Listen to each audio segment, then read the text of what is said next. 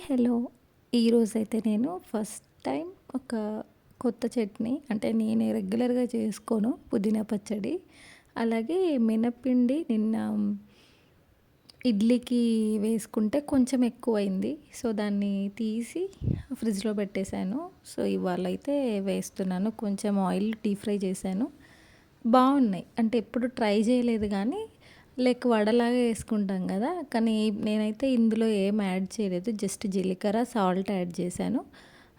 కొంచెం ఆయిల్ ఏసి deep fry చేశాను. Taste అయితే చాలా బావుంది ఇట్లా. అంటే 1 డే బిఫోర్ మనం పట్టి ఫ్రిడ్జ్‌లో పెట్టుకొని ఇలా చేసుకున్నప్పుడు కొంచెం టేస్ట్ వేరియేషన్ అనేది తెలుస్తుంది.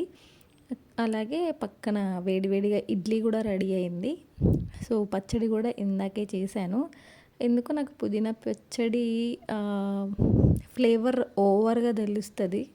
ఆ పుదీనా స్మెల్ అనేది ఎక్కువ వస్తుంటది. అందుకని నేను ఎందుకో చెయ్యనెప్పుడు రెగ్యులర్‌గా.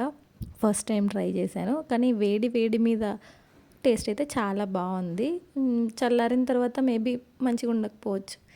ఓకే. ఇవాల్టి షార్ట్ అయితే ఇదే. బాయ్.